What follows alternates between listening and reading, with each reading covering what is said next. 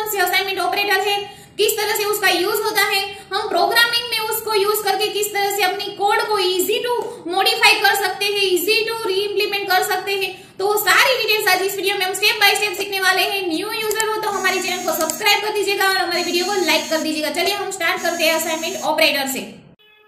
पहले हमें यहाँ पे न्यू फाइल क्रिएट करनी है। न्यू फाइल के लिए हम यहाँ पे असाइनमेंट ऑपरेटर के बारे में बात करने वाले हैं। तो फाइल का नेम सेट करें assign.cc, हमारा एक्सटेंशन फिक्स है। किसी भी सी प्रोग्रामिंग को स्टार्ट करने से पहले हमें यहाँ पे पैकेज इंक्लूड करना पड़ता है, तो हम यहाँ पे इंक्लूड कर रहे हैं पैकेज इंक्लूड studio.h। और किसी भी प्रोग्राम की स्टार्टिंग मेन फंक्शन से होती है, तो यहाँ पे हम int मेन फंक्शन को स्टार्ट कर देते हैं। आज इस टॉपिक में हम बात करने वाले हैं असाइनमेंट ऑपरेटर। बहुत बेसिक से असाइनमेंट ऑपरेटर, सिंपल से इसको कॉल किया जा सकता है। अगर आपको असाइनमेंट ऑपरेटर सी लैंग्वेज में आ गई तो आपको जावास्क्रिप्ट, पीएचपी किसी भी लैंग्वेज में आ सकते हैं, लेकिन आपको यहाँ पे बेसिक नॉलेज होना चाहिए, तो वो इस वीडियो में हम डिटेल में देखने वाले हैं। चलिए हम स्टार्ट करते हैं। पहला बेसिक ऑपरेटर है, उसका नाम है basic operator related to assignment operator, और उसका नाम है हम यहाँ पे उसको कॉल करते हैं इक्वल टू की साइन से। तो उसके लिए यहाँ पे मैं ले रही हूं दो variable int a equal to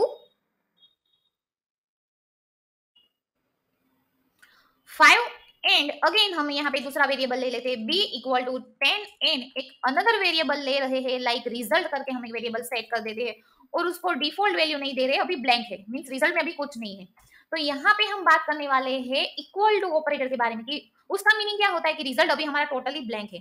जैसे मैं यहाँ पे इस तरह से लिखती हूँ result equal to a plus b, तो दोनों का जो एडिशन होगा कि 10 प्लस 5 इक्वल टू 15, तो वो आंसर हमारा रिजल्ट में चला जाएगा।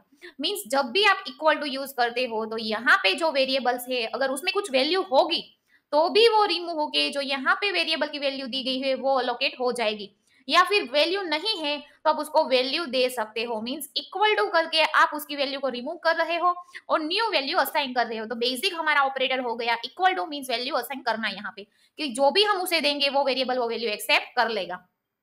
देन यहाँ पे हम प्रिंट एफ करके black slash and result is, यहाँ पे हम कुछ इस तरह से मेंशन करते हैं equal to result is percentage d, क्योंकि इंटीजर है इसलिए यहाँ पे हमारा रिजल्ट नाम का variable.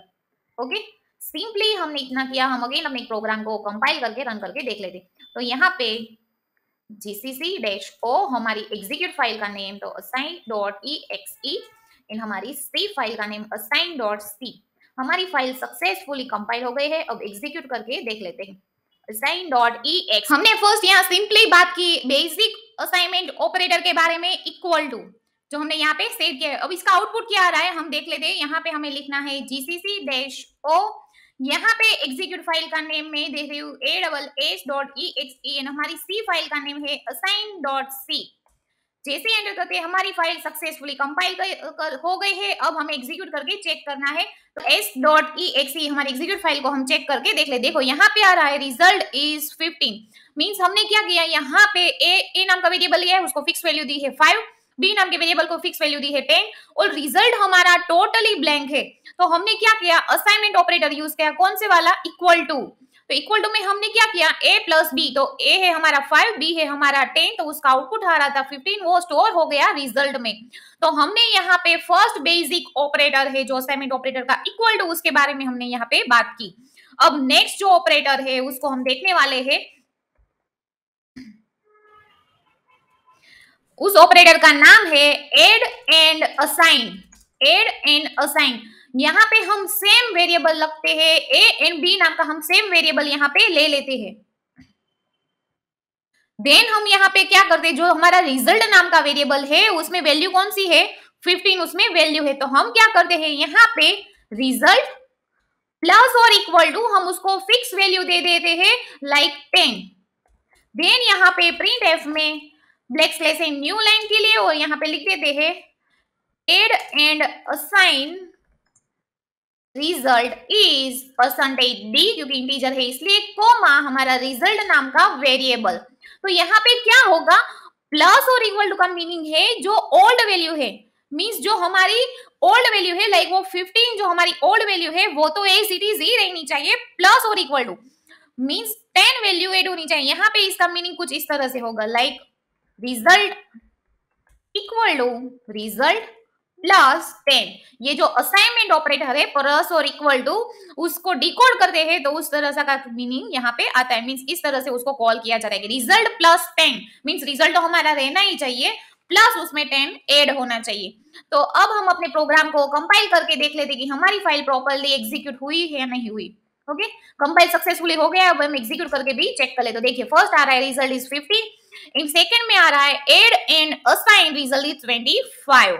Okay, then third one है उसके बारे में हम बात करते हैं सबट्रैक्ट एंड असाइन। तो यहाँ पे सेम है एड एंड असाइन की तरह ही है, लेकिन यहाँ पे क्या होगा, जो ओल्ड वैल्यू है वो तो एज इट इज ही रहेगी, उसमें से बात होगी कौन सी वैल्यू जो यहाँ पे हम दे रहे हैं वही वैल्यू। तो यहाँ पे हम बात करने वाले हैं 5। तो यहाँ पे सबट्रैक्ट एंड असाइन का मीनिंग कुछ इस तरह से होगा कि रिजल्ट इक्वल टू रिजल्ट -5। तो रिजल्ट अभी हमारा कितना है, लास्ट देखिए हमारा रिजल्ट कितना है 25। 25 -5 तो हमें आउटपुट क्या मिलेगा 20। तो एक बार हम प्रिंटफ में मैसेज प्रिंट करके भी चेक कर लेते हैं back slash and new line के लिए। Subtract and assign result is %d, result नाम का हमारा वेरिएबल। ओके, हम अगेन फाइल को कंपाइल करके चेक कर लेते। फाइल सक्सेसफुली कंपाइल हो गई। एग्जीक्यूट फाइल को रन करके देखते हैं। देखो यहाँ पे आ गया subtract and assign result is 20। Okay, अगर इसमें कुछ भी कंफ्यूजन है तो मुझे कमेंट बॉक्स में कमेंट कर दीजिएगा। जो फोर्थ वन है उसका नाम है मल्टीप्लाई एंड असाइन।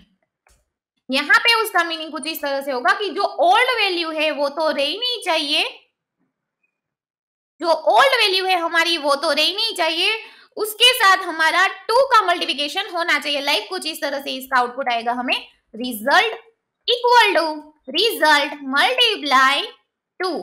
तो अभी हमारा रिजल्ट क्या है, लास्ट देखिए हमारा 20 है, तो 20 मल्टीप्लाई 2 तो हमें आंसर आना चाहिए 14।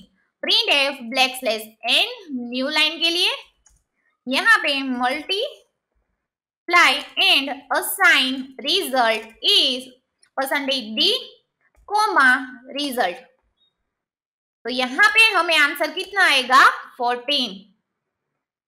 कंपाइल सक्सेसफुली हो गई। एग्जीक्यूट फाइल को चेक कर लेते हैं। देखो यहाँ पे 14 हमें आंसर आ रहा है। टोटल 4 असाइनमेंट ऑपरेटर हमने देखे, equal to, add and assign, subtract and assign and multiply and assign. इसमें कुछ भी कंफ्यूजन है तो मुझे अभी कमेंट बॉक्स में कमेंट करके कमेंट कर सकते हो। हम यहाँ पे बात करने वाले हैं डिवाइड एंड असाइन मॉड्यूल के बारे में।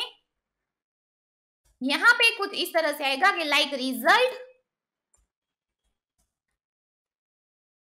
Divide equal to 2।